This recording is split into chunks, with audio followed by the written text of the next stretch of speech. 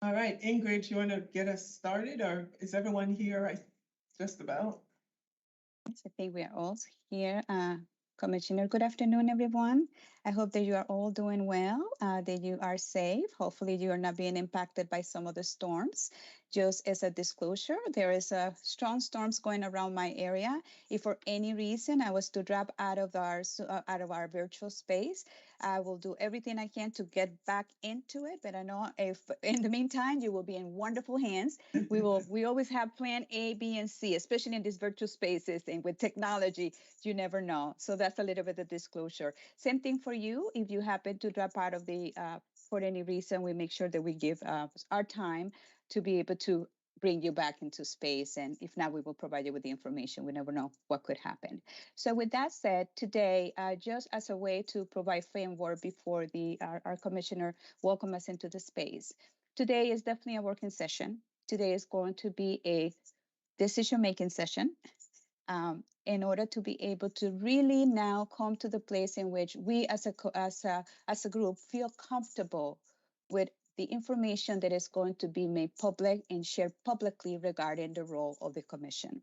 So we are at that place. I know that you all receive a copy of the draft of the document that was everything and all the efforts that you have put together into really presenting the perspective of the Remote Learning Commission and regarding this feasibility for a state-focused remote learning school.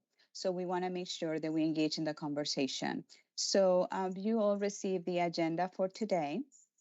Respecting the time of the agenda, we will go ahead and start. And Commission, if you can just open, and then we will go ahead and do the roll call. Thank you very much, Ingrid, and to all the members, welcome back here. Hope you're having a restorative summer so far. And just can't say enough about the appreciation for the work, and actually it's work, that you've done to get us to where we are at this point in time. And as Ingrid mentioned, this is the day that we would like to, get all your voices and make sure we come to some consensus around the report. It is the Remote Learning Commission report. And so the goal is that you are at a point that everyone, after this is all said and done, can walk away in support of the group's report. And I think that's the work that's set ahead of us today, to get everybody's voice in.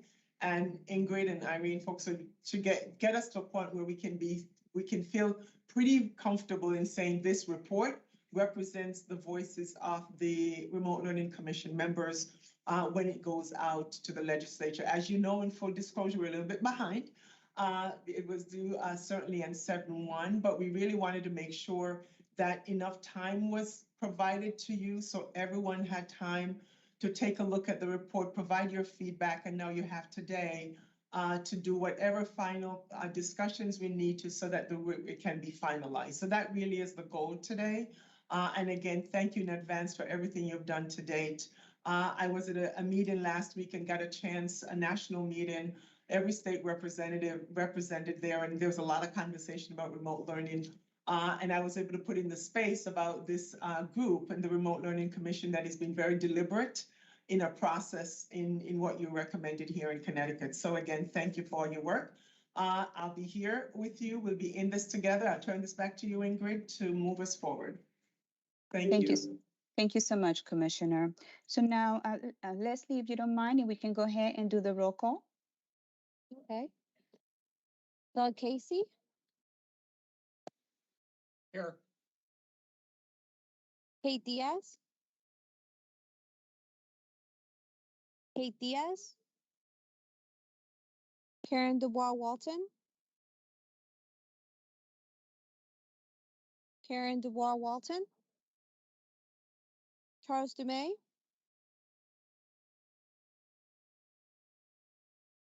Charles Dumais. Dr. Catherine Gabrielson.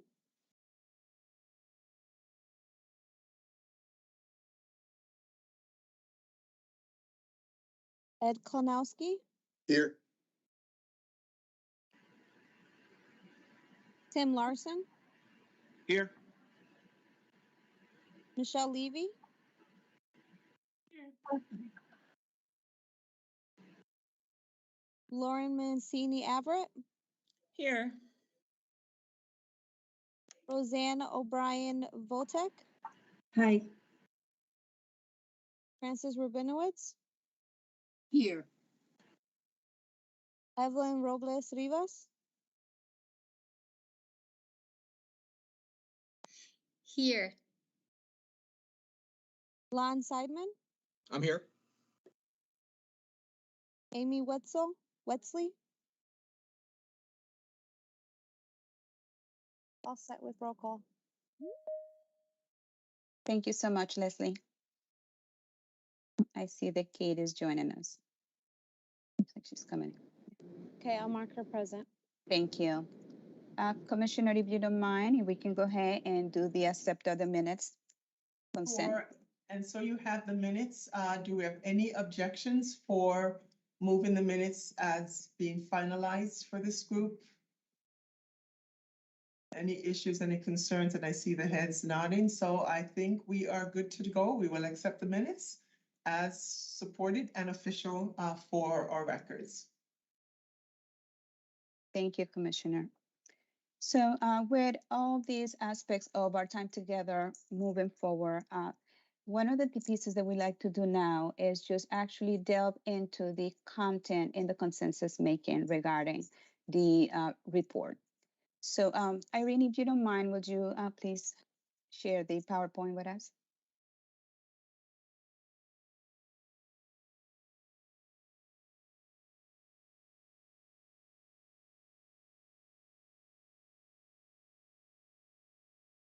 Thank you. So we are going to pause here for a second, and I'm going to ask the commissioner if she will reiterate, for the purpose of our effort together and for those watching, the purpose of the commission.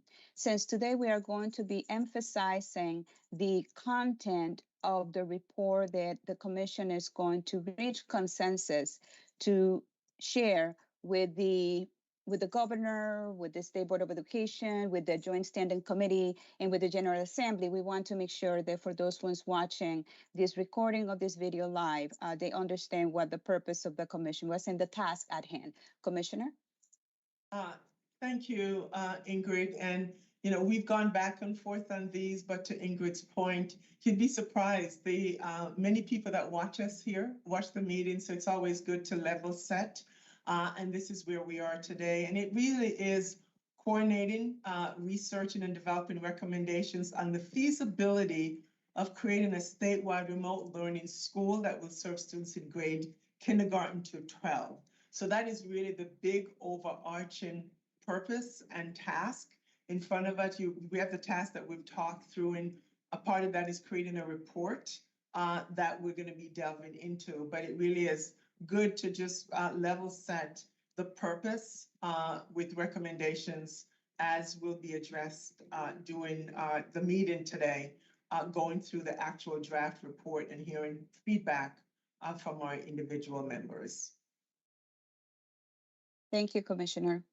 I'm going to pause and see if we have any questions, any comments from the members of the commission at this point.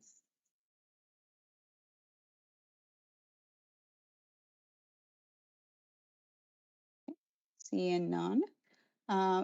What I would like to now bring to our before us is something that we had introduced when we started our work together that was regarding the decision-making process.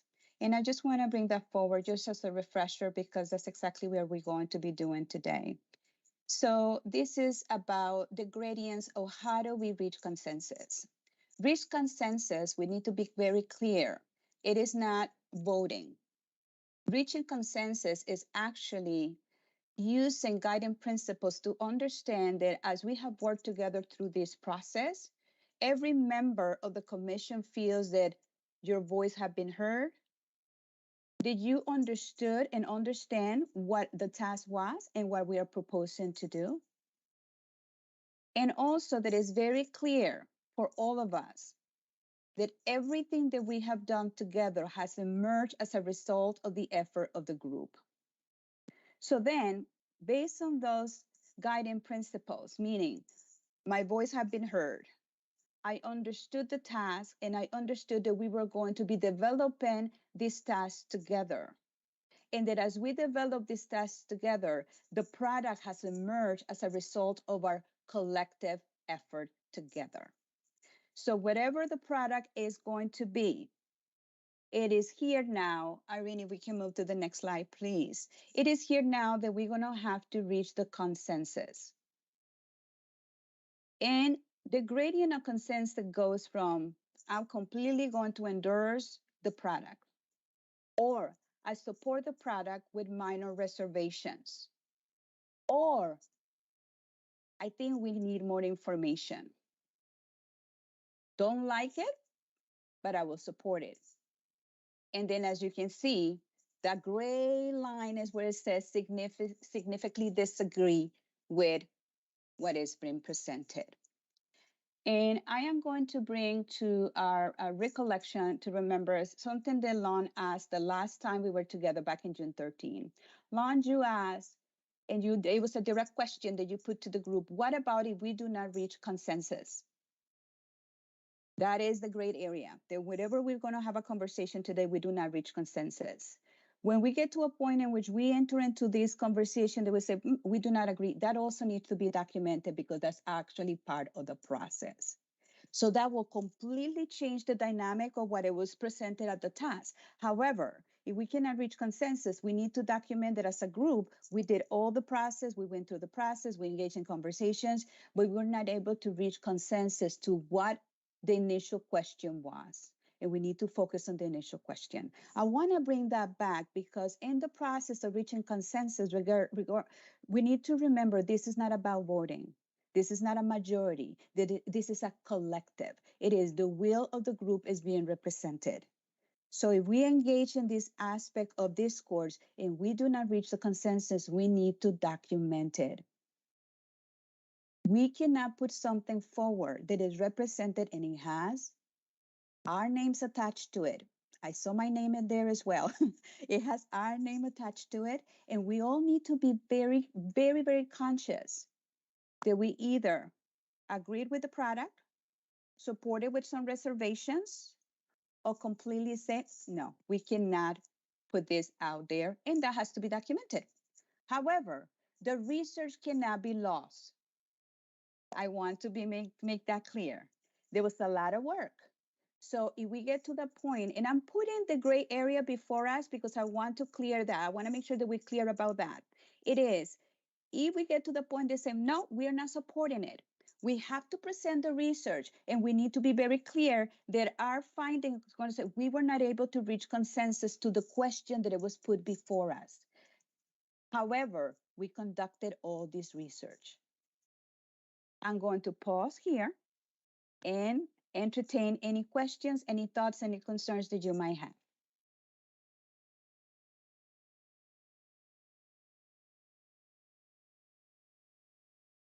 Seeing none, we are going to move forward with the process that we have set for the agenda.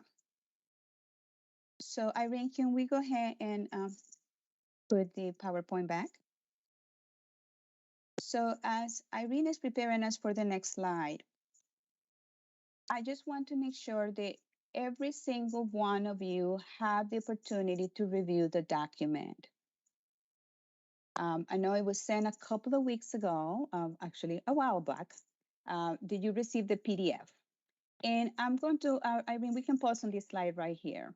Last time when we were together, June 13, we reached a point in which we presented you with some of the information that have been developed by the group and some, what it seems to be some recommendations at that point. We paused and we have in this meeting because it was very clear that we had reached the point in which we determined more information was needed, meaning we needed to go back to the group, ascertain your feedback, collect more information so that we can come back and present you with a new set of information, new feedback, and a collection of information to be able to now determine, are we ready to move forward with the next step of the consensus making process. That's why, as the commissioner mentioned earlier, more time was provided. You as a group requested that no information will be shared until you were able to see the final product. That was part of the process. That is the beauty of collected effort. We are now moving forward into everyone is really comfortable with what we put in before or making public. So we stopped, more information needed. We collected the information from you. You provided feedback. You received the full report. You were asked, please do not disseminate. This is for internal works, especially now that we are at the point in which we need to really take a look at what it is that we are going to be providing as the support regarding the question that it was asked about the feasibility. So that's where we are. So Irene, we could have the next slide, please.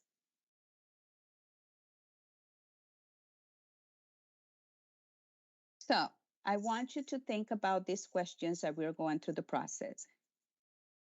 Can we live with the details of this section, whichever section what that might be? Can we support the details of the section within the group? Meaning, as a group, can we support the details? Can we support the details of the section outside of this group? Let me provide context for outside the group. Once the document is made public, you are being recognized as the group that have put this document forward and these suggestions forward. Are you going to be able to explain that and be able to support the content of the information? This is what is so important, that we are very aware of every aspect of the report. We have to read it, not once, not twice, 3 times, or 4 times, so that we become incredibly familiar with the information that we're making public. So as we go to those questions, what needs to be changed in order for us to support the details of the section or the project as a whole? So those are the things that we need to really manage ourselves. This is personal. Personal first, collective after. When the questions come, the members of the community are going to be asking you directly. They're not going to call a meeting of the Remote Learning Commission and ask the questions. So that's what we need to be very clear about it. And we need to be very informed and aware of the content that you develop as a collective. Let me pause and see if we have any questions, thoughts, or reactions to these guiding questions. Lon, go ahead. Just a quick question. I'm guessing we'll probably see the document in a second, but did the document change at all given the feedback that was submitted since the last PDF? Great question, Lon. Yes, the document has changed since the last phase of the feedback. That's what we're here as well. And I know that the last section, and Irene, you can speak to it. We're going to, Irene and Ajit is going to go through the process of where we are right now to explain some of the things they have changed and identified some of the recommendations. They were specifically detailed by the subgroup work. So that will be an aspect of our work moving forward today, Lon. Okay. So Irene, why don't we go ahead and move to that part in which if you can just share with us, you and Ajit, I don't know if Ajit is in the space, if you can share with us the process they have took place since June 13. Thank you, Ingrid. And Sure. so just as a reminder, the report outline itself has remained because there was a lot of strong feedback that it was well organized and could communicate the message. So this is the report outline that you're seeing on the screen now. The feedback that we received through the Qualtrics survey, which we had sent out back in June, there's a lot of good information there, which helped inform some of the recommendations, the renewed recommendations you're about to see that we will talk through and reach consensus on. There were certainly grammatical errors, so those are the things that have been taken care of in the latest report. And what I have not removed just yet is which subgroup actually provided that information to be considered in the report. So the last version you received, I put in green next to each of the sections or statements, key statements, which work group had major say over that. There were a few things provided in the feedback that helped inform the recommendation, but based on the way it was being described as feedback, it sounded like the Qualtrics survey was an opportunity to just be heard about what your thinking was. And so I think after today, after we reach consensus on any one or more of the recommendations, that will then inform the next version of the report, which would then be revised and then redistributed to the commission. So Ingrid, that's where we have been and where we are today. If there is something else that I need to provide, let me know. Thank you, Irene. One of the things that I would like to do now, Irene, if we could share the latest version of the report through the chat, so the members of the commission, they'll have it available and accessible right now. I will certainly do that now. Thank you. I know. Thank you. I know they was sent about 2 or 3 weeks ago, so I just want to make sure that you have it before you.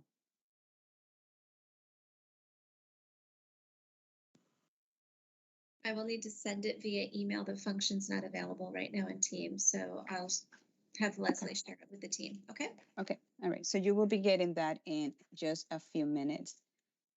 The report, so you have available. If you have it, if you have access to it right now, I just will ask you if you can just make it available for yourself. Kathy, go ahead.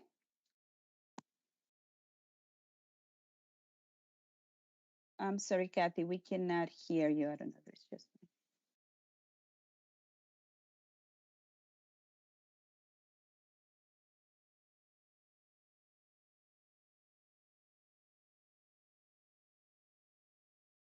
You may be having some technical problems, Kathy, because we cannot hear you. Would you mind just writing on the chat for us if you have a question or a thought? Thank you.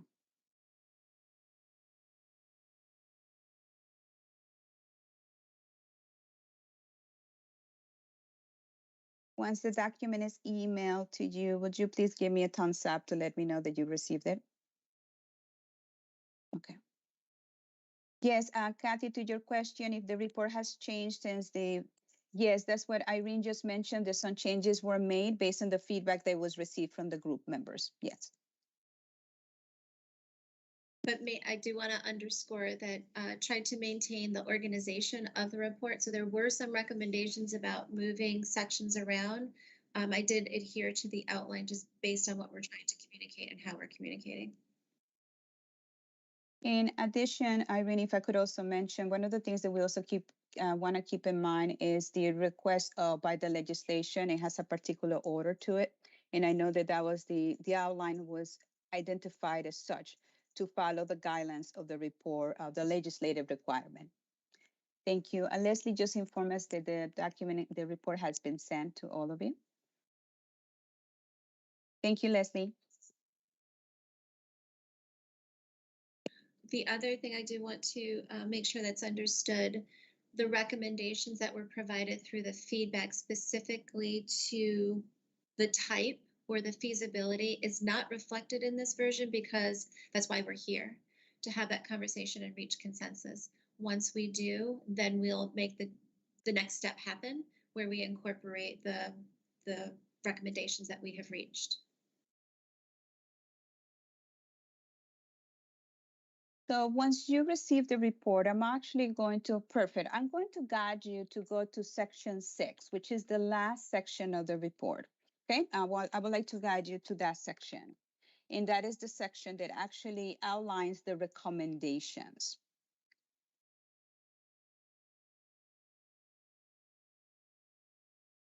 So you have to scroll through the document.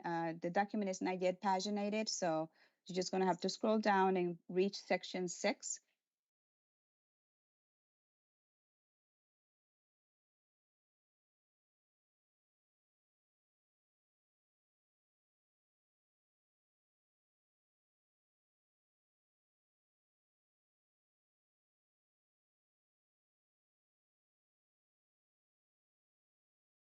So it is my understanding that it will be page 24. If you got your PDF, it will be page 24, section 6.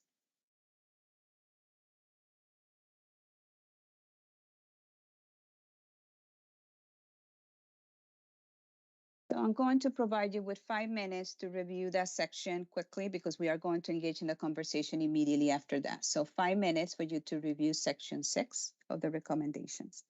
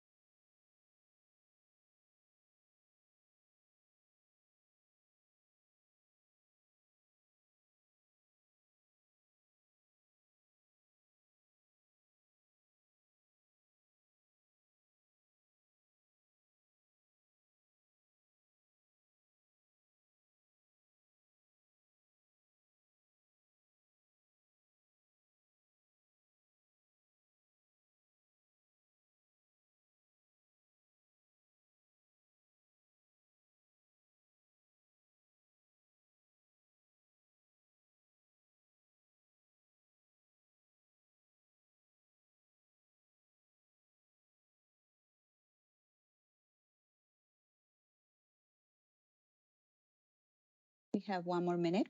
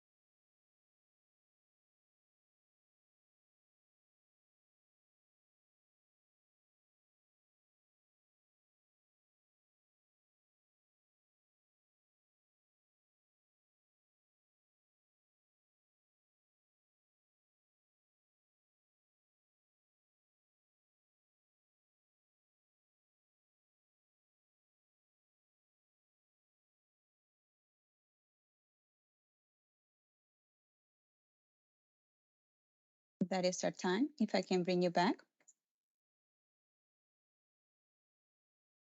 I see that, Kate, you have a question? I actually have a concern about the recommendations. I don't feel that any of the things that I voiced are apparent in there. It appears to me like the recommendations suggest that we adopt a statewide school and that we outsource that school to a third party. And there could be nothing further from the conversations that certainly my group had.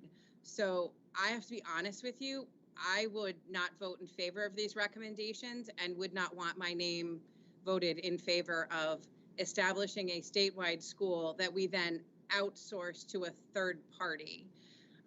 That is in no way reflective of the work my subgroups have been doing for the last year. So I'm actually a little bit shocked that that's the landing space for the recommendations. The conversations we had were much more geared towards the concerns around those two things specifically. So to see encapsulated in the recommendations the very things that we raised our concerns about, I find myself a little distressed by that, to be fair. Okay, thank you so much for that perspective. So let me provide a way of clarification, and I will ask for Irene also to come into the space as well. So what you have before you, and I asked you to actually review those because that's part of the conversation that the different groups have.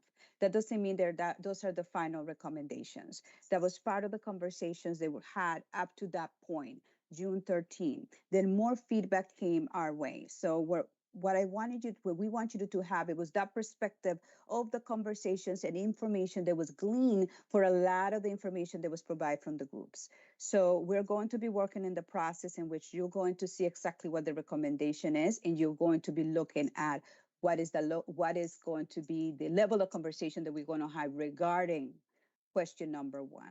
But we wanted you to have the perspective of all the groups. And as Irene mentioned, based on today's conversation, the report is going to look very different to what you have before you.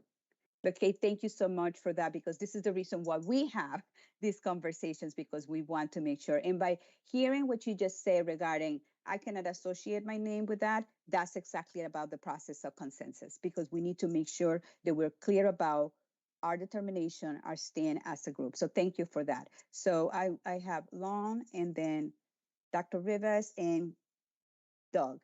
And Ingrid, just to clarify, so Kate, on page 16, the work that you did provide, it does clearly state that the CSDE should not seek a third party. And so I'm just looking for clarity of exactly where you're seeing that we should engage with a third party. Because in the recommendations, it does speak to about adopting a learning management system, but that does not equate necessarily to a third party organization overseeing it. So I don't know if that helps, but it does clearly state from the teaching and learning group, which you were on page 16, that the CSDE should not seek a third party group to support this. So just for clarification then, when right at the front end, and again, this could be the conflict between the groups that needs to be kind of, as Ingrid mentioned, kind of roughed out here. But it looks very definitely like, we're talking about RFPs and, the expedite the process by basically engaging with a third party. That would definitely not suggest staffing this locally. It would suggest considering platforms already in use, by other school districts. So I think that if we just want to be very, very clear, because I think the language is not at the moment. So it could be the ambiguity filling in the blanks for me, but I think whatever we want to be very explicit about, because that's how I read the RFPs and the reaching out to the other organizations to expedite the process of getting this off the ground. Thank you, Kate. And just to Irene? add there, because part 2 of our work is the potential design of an RFP, a draft RFP, and what should be considered in that. So my understanding is from the work group when this came forward is that considering the use of the platforms, which would be in the future RFP, which is part 2 of our task in creating a draft RFP, whether we push that RFP out or not, that decision has not been made, but that is part of the ask within the legislation. Thank you for the clarification, Irene. Lon? Lon, we cannot hear you. I'm so sorry. Sorry, I forgot to unmute. So my concern, this is something that is shared with CABE, and for everyone just on the call, CABE is the Connecticut Association of Boards of Education that I'm representing, and we are a group of elected officials. I believe the only group of elected officials at the table. And our concern collectively, and I've reviewed this with the CABE board, not the document, but just the philosophy here, is that creating a centralized school run by the Department of Education is redundant. I think it's an expansion of the bureaucracy that will cost taxpayers additional money for something that we can actually implement locally. And although there is a little bit added here about maybe looking at what districts are currently doing with each other, or maybe promoting some degree of interdistrict collaboration, my thought right now is veto, primarily because we're looking at centralizing a remote learning school, something that prior drafts of this said wasn't feasible, and now it is. And what we've got right now across the state are school districts that are laying off teachers or having teachers go from full-time to 0.6 or 0.8. I voted this past budget cycle to lay off 2 teachers because we don't have the kids. And meanwhile, we have urban districts throughout the state that are bursting at the seams with not enough teachers. And if the goal here is to promote equity and to try to get more programming extending across district lines as a start, I think having this remote learning program focused on interdistrict collaboration as opposed to creating something new would be where I would prefer to start. Because right now we've got a lot of talented teachers who are losing their jobs in areas where we could keep them employed full-time to the best we can with the benefits that they've earned, and be able to start opening the door for districts to talk to each other. And I brought this up before, but back in 2019, the legislature passed a bill requiring the Department of Education to look at interdistrict collaboration and whether or not our current definition of school districts, which is defined almost entirely through regulation at the moment, is appropriate given the set of circumstances we find ourselves in. And that report was given a deadline of January 1st of 2020, and it hasn't even begun yet. And yet this effort, began immediately because there was an opportunity, I think, to grow, the department more. And I really feel like we're not doing the due diligence that we should be here, which is to look at what we've got, areas of excess capacity versus areas of a shortfall of capacity, and where we can start linking up. And I think the department could be really helpful in really championing these interdistrict collaborations, because this is the easiest way you can get districts working together, is just to have them work remotely. And that, I think, opens the door for more, especially if we're talking about increasing equity and giving greater opportunities for kids across district lines. Thank you, Lon. Thank you for that perspective. Dr. Robles? And then Doug. Mm-hmm. I think my question is a little bit more simpler than the concerns they have brought to the table. But in the recommendation piece on number 7 specifically, it said remote learning must accommodate and provide any support needed for students. And then the examples presented didn't include bilingual education as an example. So the only thing that I see here is TSOL, which is not necessarily the term we use. I think we use TESOL/EL support. But I think that the term, the programming of bilingual education needs to be included in that statement. because bilingual education is mandated by the state of Connecticut, and I think they should be included as part of the recommendation. I just thought it was important to add it there. Thank you, Dr. Roberts. Thank you. Doug?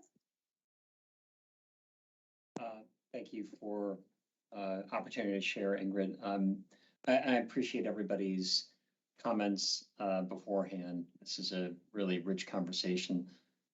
I was, I think, touching a little bit on what Kate and Lon were saying.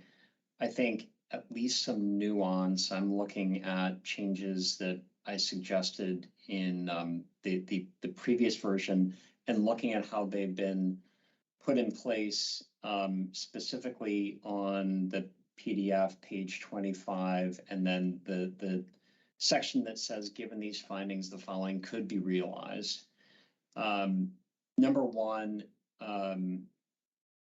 may come loaded with assumptions, right? Does this mean that we're actually creating a scope of work that reflects the sort of one size fits all remote learning for every student in the state scope of work that came out of the legislation? Or does this reflect our recommendations, which as I read through, I do see reflected that we're recommending a start small and gauge demand, right? If we're going to be spending taxpayer dollars on a centralized remote learning school, let's gauge demand before we sort of build a one size fits all. You know, regardless of where the funding comes from, we should gauge where the, you know, what the real demand is would be for this across schools, across student groups, grades, et cetera, courses. So I don't necessarily see that in recommendation number one. And I think some of the comments in this document reflect that spirit and some of that dialogue. But as I read number one, it's not crystal clear that we are recommending that the scope of work is much more limited. So that was my only comment. And I did want to sort of comment back to Kate. As I read, I can see the concern, the language around, you know, the adoption of the existing remote learning management system.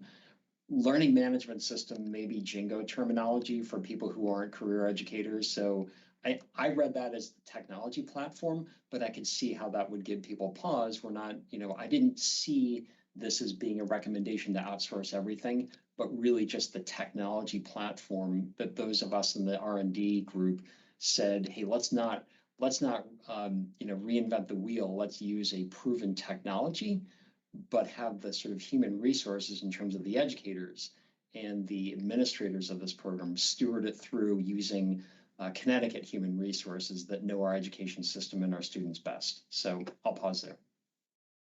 Thank you so much for providing that perspective from your group as well. Thank you. So I'm going to ask a couple of questions. Lon, I see your hand up. Is that from previous or you still need another perspective? Okay, perfect. So thank you. I don't see any other hands. I just want to make sure. Let me see. I just want to double check. Fran? Kathy, are you in Fran? Yep. Yeah. So I want to say that I appreciate everybody's comments. Kate, I read it much the same way that you read this. And there's a line in the second, I think it's the second paragraph on page 24. The state could also, it's not the second, it's the fourth paragraph in. The state could also look at partnering with an existing provider to minimize recruitment, training, oversight, and other operational costs. And I think that that's where, at least I read this and thought, okay, so we just recommended to bring in a third party who's going to take care of every bit of this and will answer to our State Board of Ed in terms of global responsiveness to what it is that we're looking to do. And at least in the work group that I was in, which I was in with Doug and a number of other people, we talked about having multiple options that could be feasible. And I'm not seeing any of those represented here, which and I'm going to use Kate's term, it causes me to have angst about having my name on this, because I feel like we very strongly said there are many different things that could be feasible, but a K-12 remote school statewide seemed not to be cost effective or practical, given that we don't even know that there's a demand for it.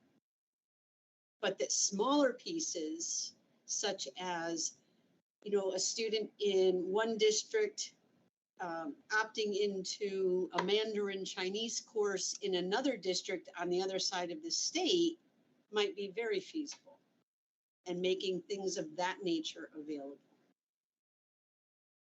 Thank you, Kathy. Thank you. Fran?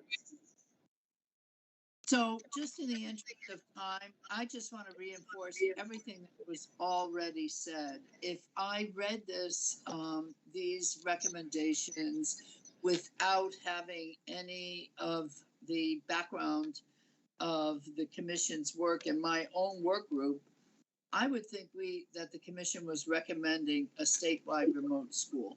And that was not what, certainly not what my work group said. And, part of it was, let's ascertain the need. We don't know the need. Let's ascertain the financial cost of this. And I know you have something down there that would probably be daunting on the cost, but it doesn't come out and say, hey, we believe the financial cost of this is astronomical. And frankly, we're not sure that this is good for kids. And I don't see that in the recommendations. And so I would follow the path of those who spoke before me. Thank you, Fran. Thank you. Roseanne? Oh, hi, and I just want to echo what everyone else has said, and I want to play off of kind of what you said, Doug.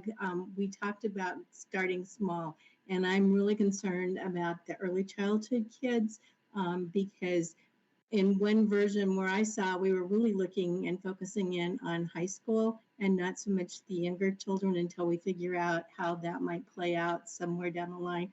And I also agree, having worked on the teaching and learning subcommittee, that we do need to also add in the bilingual programs. So making sure that we represent that group as well. Thank you, Roseanne. And Michelle?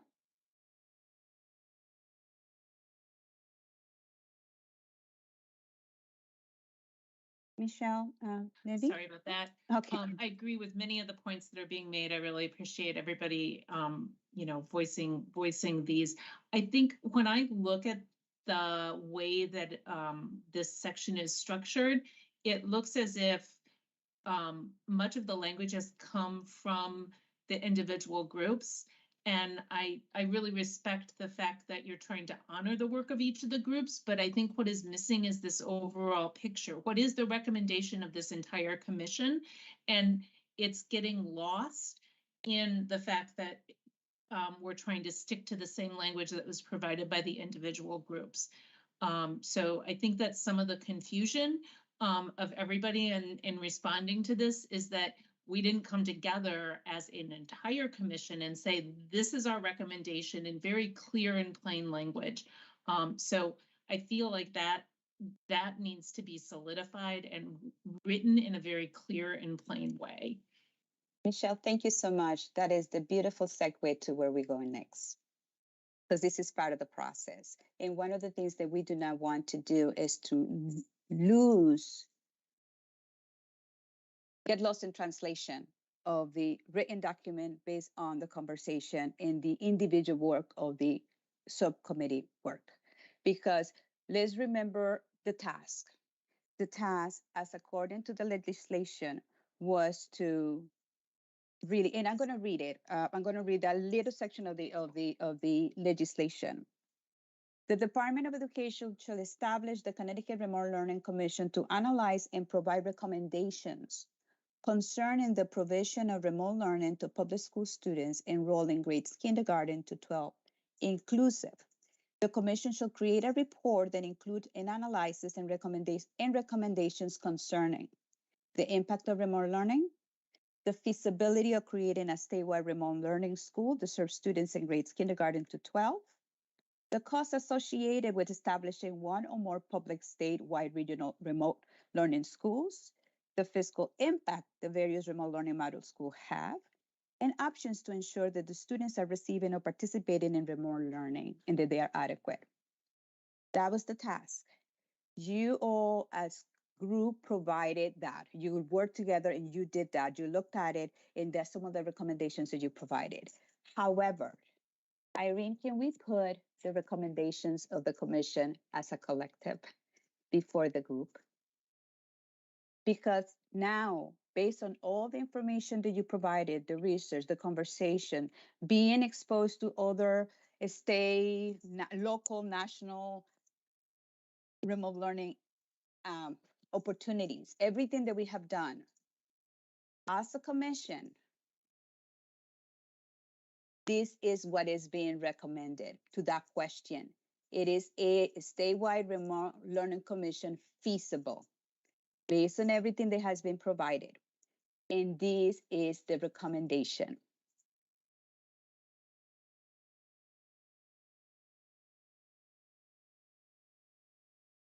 I just want to be sure, Ingrid, this is what you were asking. Yes. So this was from, I want to just make sure we understand, from the last round of feedback through the Qualtrics survey and whatever I received via email from one person, this is what we heard with frequency. So this is the first recommendation.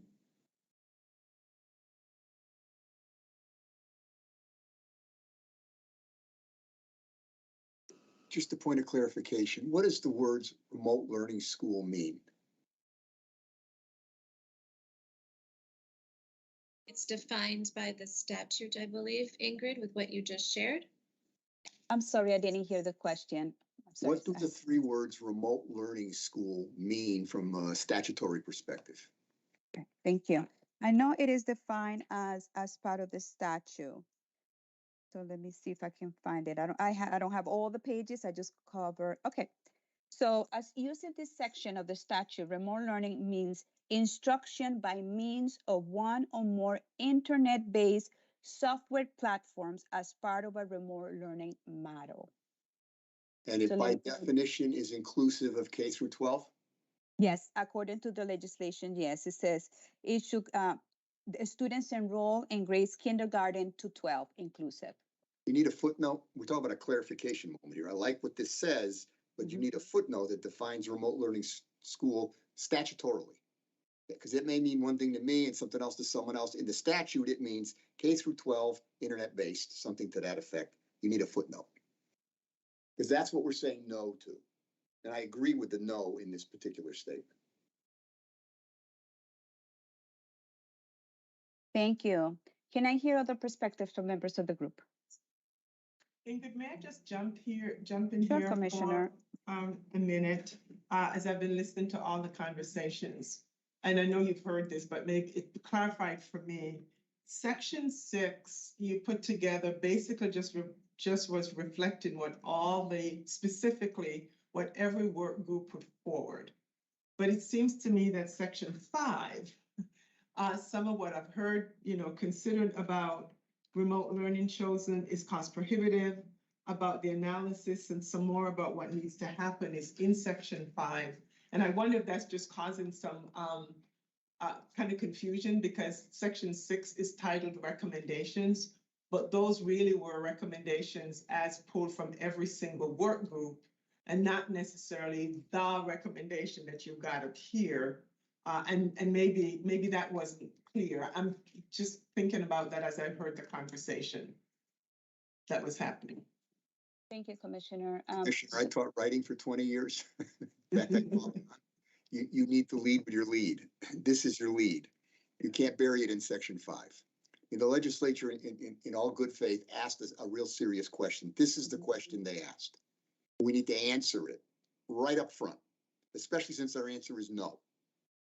We shouldn't bury it. We can't dance around it. We need to be absolutely clear that we're answering their core question in our very first paragraph, as early in the document as in the title, if possible, and the answer is no. And as a matter of fact, so if you look at the executive summary, there's a note there that says the recommendation would be lifted up there. Whatever this group decides will be placed there. So clearly there's work to be done on the report itself, but for the conversation that's happening here and to get to consensus, I know folks started off with section 6, but that was like every work group's recommendation and not necessarily, right, that's what I'm getting here, and wasn't representative of the group's kind of overall recommendation for the feasibility. Am I right, Ingrid? That is correct, Commissioner. So what Section 6 offered was the perspectives of every single subgroup, and that's where Irene identified which subgroup have put that forward. So as a consensus now, based on all the feedback, all the recommendations, every discussion that we have had, and the content actually of the feasibility reporting that every subcommittee did, the conclusion is that a statewide remote learning school is not feasible. And then the next piece is, however, the commission is offering the following options. So one of the things that we need to pause and really address is the legislation. So what was requested by the legislation, what it is that we're putting forward as a commission, and then what is the legislation going to do based on those on the suggestions put by the commission? Because for you, commission, on part 2 of the effort of the department is take the recommendations of this commission and now implement and research and begin to put forward aspects of those recommendations. But the general aspect of it is the commission is saying it's not feasible. And I love the suggestion of the footnote to say, okay, this is how it was defined. And that's when in the summary is the first part. However, all this research needs to accompany the recommendation that is being put forward, because we want to say, yes, there is need in the information that we're providing. This is the reason why. But we needed to make sure that you're exposed. That's what, remember at the beginning I said, we need to read the reporting. It's going to change based on today's conversation. But we cannot lose the meat, the essence of the work, of the effort that was put forward. So when we talk about section 5, that is the section about opportunities and risk. That's section 5. It's like, what are we talking about? What are the opportunities and what is the risk? Let's see, after we put the recommendations, the legislation still the State Department of Education, listen, you still have to put the school. We already make it clear there is a risk. So we need to make sure that we needed to bring you to the space in which now you say, okay, this is the recommendation that we put in forward. It's a no, it's not feasible. This is the reason why it's not feasible. However, we are offering some options. We are offering some recommendations. Start small, and that's the next slide. But we need to reach the consensus first. Are we all in? It was very clear that we were not in agreement to say it's feasible. That we heard, names were already dropped. I cannot support it because it's not feasible. If we say it's feasible, when we realize it's not feasible. So the conversation now is, are we in agreement? Can we reach consensus to say it is not feasible, given the research that this group has entertained, engaged, and put forward?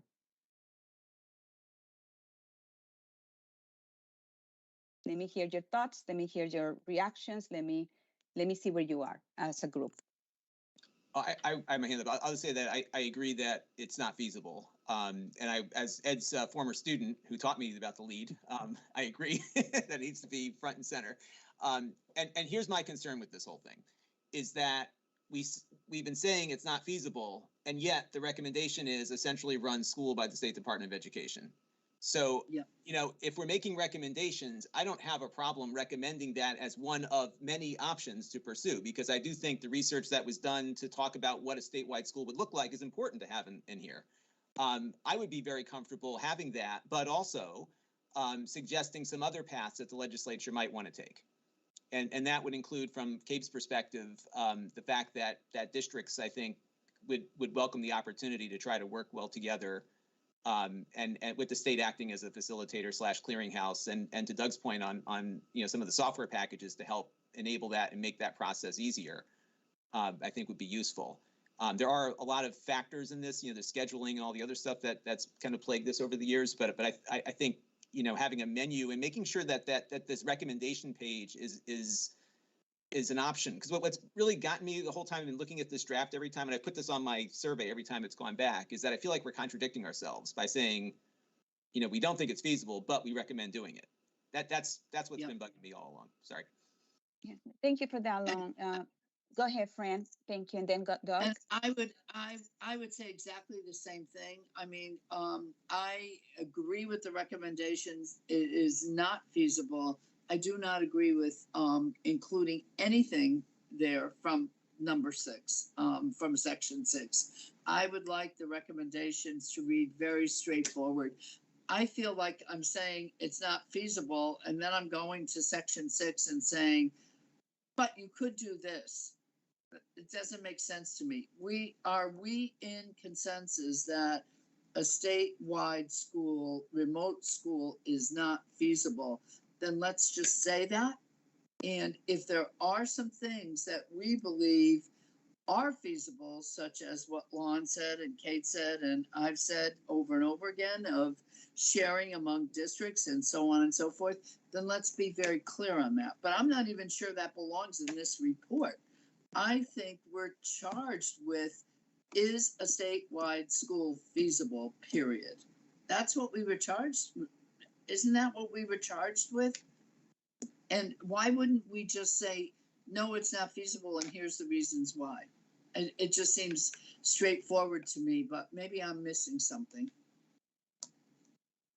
Ingrid, if I could just add in, because having gone back to all of the minutes, this is the first time we're actually trying to have a conversation around consensus of where we stand as a commission around feasibility. Because in all of our conversations since the beginning of the year, people have said, is it feasible? Yes, it's feasible, but can we do it? We don't know. Should we? So there was a lot of conversation. And again, to our credit, we've collected a lot of research feedback. We've tested things out. We've heard a lot of different perspectives. And so here we are now with finally asking and putting the question to the commission, is it feasible or not? And then reaching consensus on that, because from there, that changes the flow of everything that was brought forward to date in this report. Thank you, Irene. Doug, and then Kathy. I'm going to end up echoing a lot of what you all have said. I think what Irene just said is spot on. Feasible in the statute isn't even identified or defined. So feasible equated to X number of dollars per student and this, that, and the other, then we could answer that question. But I think the financial models that that Lon and Ed developed are extremely useful. They should demonstrate and put some meat behind the fact that we're saying this isn't a smart move. It's extremely expensive and cost prohibitive. We do say that. I wanted to go back and speak briefly to the slide, but it's probably, I don't even need, the shoe's already in the box. The terms, I think it was like easily and efficiently. We should not even include that, because I don't know of any education initiative that's ever been achieved easily anyway. We should probably just leave it as like, no, it's not possible. It's not, we do not recommend this. The third point that I want to make is I always go back to, and again, I wasn't in the room when the statute was written, but thinking about what was the context for this? It was coming off of remote learning brought about by COVID-19. If that's sort of the context behind this, then our response seems to be, let's be thoughtful, let's be flexible, let's be agile in using technology and resources based on local needs, based on student needs. And that is not a statewide remote learning school. That is, empowering local leaders and decision makers to take steps that serve their students best. And maybe that is equipped by some cooperative purchasing, other kinds of work that goes on at the RESCs and elsewhere. But the short answer to Ed's point of lead with your thesis is no, this is not what we recommend. Thank you, Doug. Kathy, and then Tim, and then Lon. At the risk of sounding redundant, I I really think that we need to be very careful about putting forth what others could perceive as doublespeak, which is saying, no, this isn't feasible, but this is. We weren't asked to come up with other options or other possibilities. We were asked very specifically, is a K-12 remote learning school inclusive feasible in the state of Connecticut? And if our consensus is no, it's not, then I think we need to leave it at that answer. Thank you, Kathy. So I'm sorry, Kate, you have your hand up. My apologies, I didn't see it come out. Kate? That's all right. I just butted in at some point, Ingrid, no worries. So I tend to fall in the same camp of let's answer the question. There's no question in my mind in this process, we've unearthed a whole host of other potential. And it's not so much that I want that to get lost as much as I don't want that to get abused. I would much rather take the information that we've generated and come up with a proposal to bring forward, right? That gets to Lon and Doug's point, to bring forward a proposal to the legislature separately that says, listen, as a result of the Remote Learning Commission, we have the following requests. And it would be additional staff for the SDE to manage a network and clearinghouse project that would allow districts to be more collaborative in their offerings. I think we confuse the issue when we try and put it all in one. And my concern is that strategically, it would work better for our legislators, I think, to answer the question we've been asked, which is, I think, fairly confidently, no, this is a bad idea, and then come back to the table and allow this group to put forward, through some collaboration, a legislative request that would make sense, that we can say is supported by the work done by this group, and gives that more teeth than just the SDE saying, hey, we want this money to do this. It's then, hey, we would really like to implement a thoughtful strategic approach to remote education throughout the state, and here's what it would require to do that. And we know that not because the SDE said it, but because this whole commission gathered together and did that work.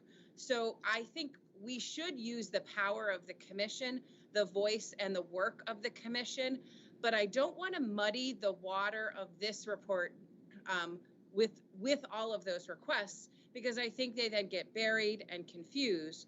I'd rather see us produce a solid answer, no, and then come back with, here's the requests we would actually make, and make those maybe separate documents, because I think it would be really easy if we don't make an explicit request to be dismissive of the things we do think would be valuable.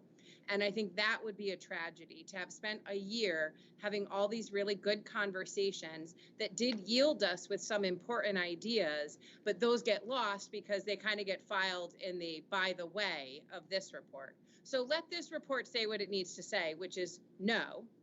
And let's pull the things that we really do think are viable, and let's put those in a request back to the legislature as a separate entity, so it has its own teeth.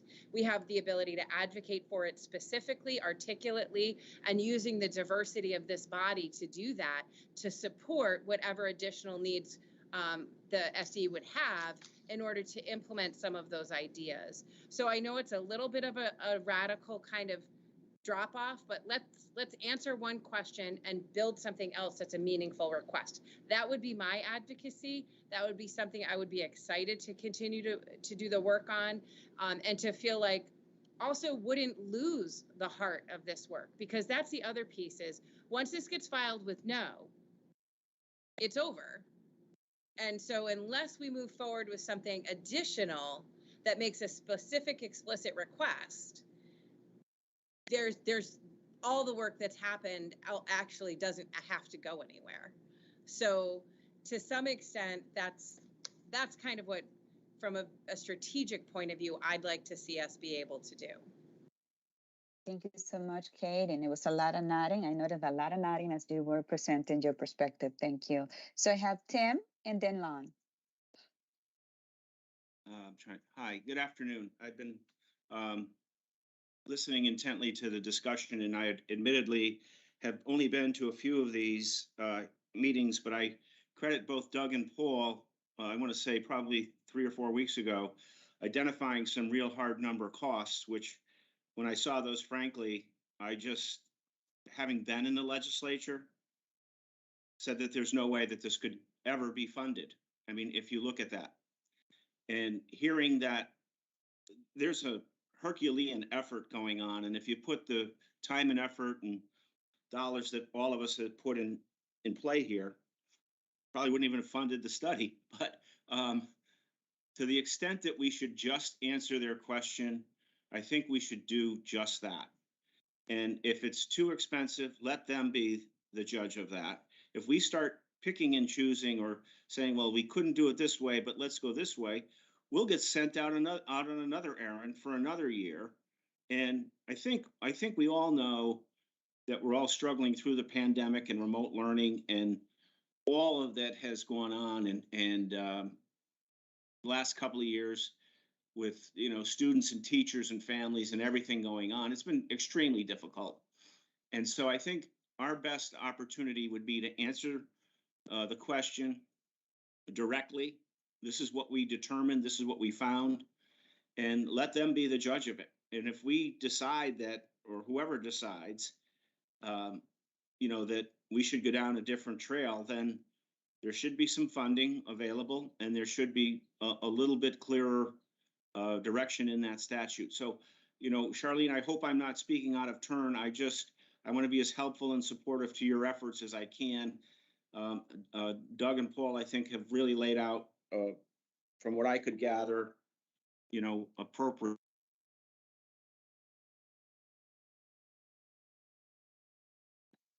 Thank you, Tim. I think we might have lost him, but he has some great insights there. So that was great. So I know he most likely will come back to us. So, Lon, did you have a perspective to share? Yeah, just to kind of agree with the consensus here. I do think though that there's a lot of legislative interest in this politically, and I know as a layman elected official in education, we tend to have short attention spans, and I think if we can come back and say, now that we have your attention, here's an area that we should be studying, and we maybe could use some funding to help facilitate that study. And maybe we can come up with some consensus as to what we should be looking at. Because one of the things that excited me the most about this commission is the fact that we don't often think beyond district lines in a creative way. And I think a lot of how rigid our current regulations and statutes are related to district lines has created a lot of the problems that we're trying to solve. And so I'd hate to lose the opportunity to look at this because, again, we did, there was something passed, a couple of years ago that never got started, primarily because there wasn't enough money to study it. And, it's not just urban areas right now that are dealing with significant equity issues. There are schools out in Eastern Connecticut that are so small they can barely operate because of all the things that they have to support the student body. And these schools can, just based on the rigidity of the statute, they can't regionalize because of taxpayer local control issues. And it's a whole study's worth of discussion. But, there's a lot here. And I think this is an opportunity just to let the legislature know that we can embark on something that would create this concept of interdistrict collaboration that would provide some degree of equity in balancing out capacity while also improving curriculum offerings in districts that are challenged to offer those curriculums. So that's the kind of thing I just hope we don't lose sight of here. Thank you, Lon. Doug and then Lawrence. Yeah, I feel like we're having a dialogue with the statute. And my only thought was, and I put this in the chat, is there a way that we could have perhaps produce a smaller scope of work report that's very direct, that answers the question, and then have some kind of forum dialogue, have another commission meeting, invite members of the General Assembly to engage or go to the legislative office building, some kind of venue where we just have an honest dialogue. I know there are a lot of names on the statute, but who are the leads behind it, and channel some of that dialogue, because we're sort of hypothesizing about the intent, the context, et cetera, and the next steps, but it would be great to have an open dialogue with those who champion the statute from the get-go. Doug, thank you so much for that. Lauren and then Michelle, and then I'm just going to bring us back for a second. Go ahead. I agree with Kate and Doug and Lon 100%. I have to just say, as someone who works every day in education and works with kids, whatever we put in that introduction and that conclusion is what people are going to go to when they have the 10 minutes. And it's the way it is. If it's 24 pages, they're going to go to the intro and the conclusion, and everything else in the middle is not going to matter until they either need to implement it or not implement it. So, I mean, as much as we've focused on this back and forth, I think it is the part we do have to focus on, because that's where they're going to go. Thank you for that perspective, Lauren. Thank you. Michelle? Yes, I agree with a lot of the direction that things seem to be headed as far as responding to the legislation very specifically, but not losing some of the opportunity that I think we saw. As challenging as the pandemic was, there were some opportunities and some things that happened with remote learning that were positive. And I think one of the things that we missed in the narrow scope moving forward are some of the opportunities in early childhood. So we, in our teaching and learning group, really agreed that a full remote learning is not good for young children, but there's some great opportunities with technology and some remote learning experiences that can benefit young children. And so I think with this approach, we open an opportunity to address some of that, because that really, I think, got lost in where we were headed. Thank you, Michelle. Thank you. Roseanne?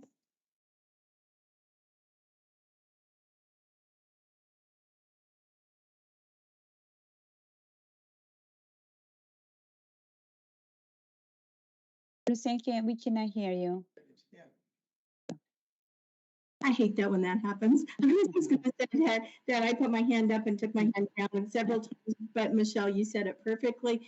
My question was, or my thought was that basically, I think we were tasked with looking at a remote learning school versus remote learning, and there's so much potential with remote learning versus a remote learning school and what could happen that way. So I agree. I don't want that to get lost. I don't think it's feasible to do a remote learning school, and in a lot of ways I disagree with that piece, but I do believe strongly in remote learning. And so I'm just wondering, when we go forward, if there's a way to redefine what remote learning might be, as opposed to the way that it's defined in the statute.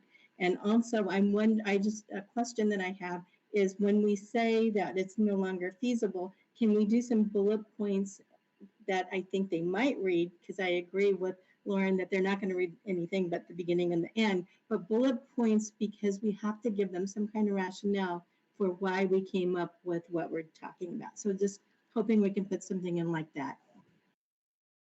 Thank you, Roseanne. Thank you.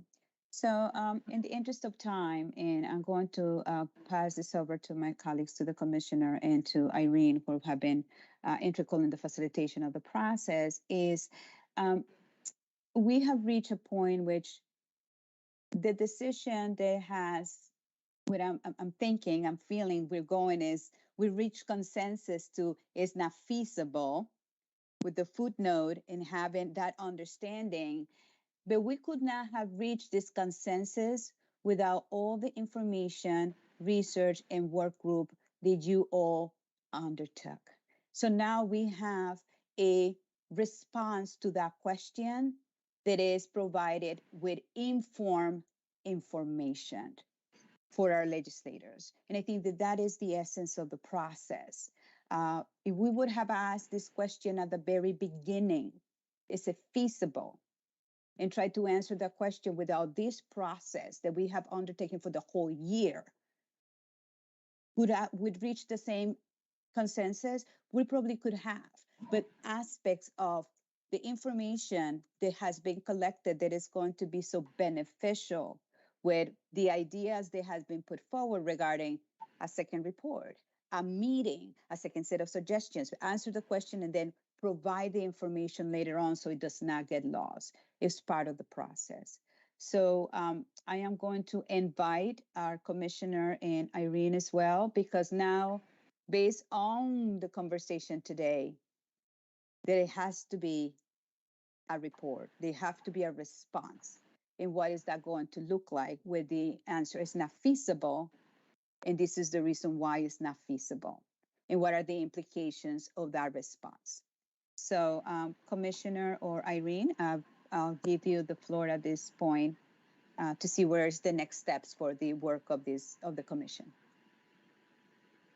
So thank you, and I appreciate it. I know Irene and Paul are listening to hear where we go next. There was certainly a lot of conversation here, and all well to get us to where we are.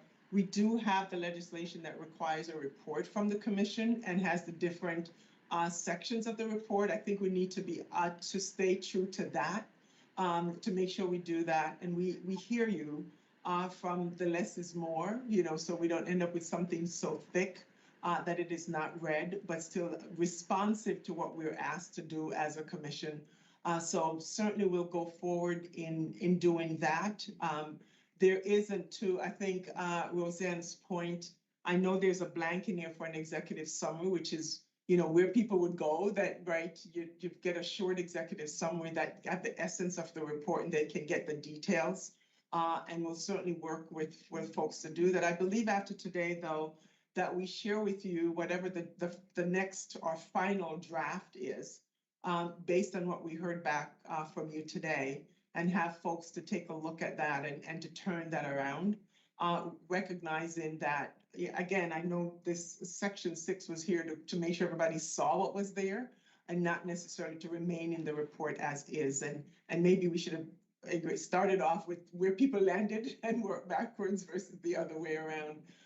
To where people are. But that said, that's what we will do. And I also would think about the next phase of this and how your recommendation for actually legislative proposal, I think, is one of the things we were asked for, the department is asked for after getting this report, to see how your will for what needs to happen with very specific legislative proposal. Does it dovetail with that, or does it travel separate? So, we'll be taking a look at that and to see where it goes. So that's where I would end with this, is that we now need to go back, Irene and Paul, with today's conversation and take a look now at what we have and be very direct with this piece. But I think we still have to be responsive to the other sections of the report as was in legislation. You also don't want it to be put aside and say you didn't, deliver the report that the commission was asked to do.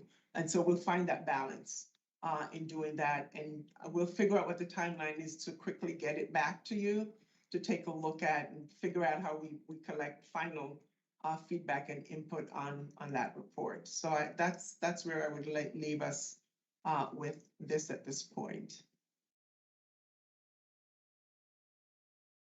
Thank you, Commissioner. Let me open it to any other members of the commission. Any other thoughts, reactions, or feedback?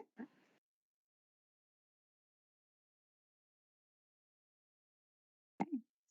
And So, I would just, Ingrid, just add one thing, Sure. and I'll just respond just to something that was said. Part of what we try to do with a very small capacity here to be responsive to legislation, and in my role stepping into this was really important that we did that. And I no longer, I'm trying to figure out the report that wasn't done, where that stands in the midst of it. But trust me, as some of you know, that 7-1 got us to the Connecticut Technical Education and Career System is now its independent agency. So the agency, the SDE, no longer oversees a school system. I should say this, and I say public, I'm not necessarily looking to build a new school system that we have responsibility for. We will certainly take our lead from the legislature, but anyway, that's really what we're trying to do here, is to be as responsive as we can. And you all have just done a marvelous job with where we are here. And we've unheard so many things, but we'll try not to make this a report that no one's going to read. So we will certainly find that balance and get it out to you to make sure that we have your feedback so we can finalize and move that forward. Thank you, Commissioner. So with that said, I send it back to you, Commissioner, so that you can actually adjourn the meeting. All right, is it 2 minutes before? Yes, end look at time? that. Wow. No, again, thank you all very much for this. We'll do our timeline. We'll gather after this and get our timeline as to when we can get something out to you. Trust me, I was in DC and heard people are watching these meetings. So folks are paying close attention to what's happening, what we're doing here. So thanks for that. And again, be well, be safe. Until next, I don't know if we have another meeting on the books at this point in time. Irene, you are muted again. We do have one scheduled. I think we were gonna notify if we did need August 15th from 1 to 2:30. So it would be good if we can get this report done by then. So that would be what we try to work towards and send it out to you and see if we need another meeting in between there somewhere to get everybody at the table. But our goal is to get you something that you can provide like really good, quick feedback on and that we can finalize. So thank you all very much. Thank you. Have a wonderful rest of the day. Thank you. Take care.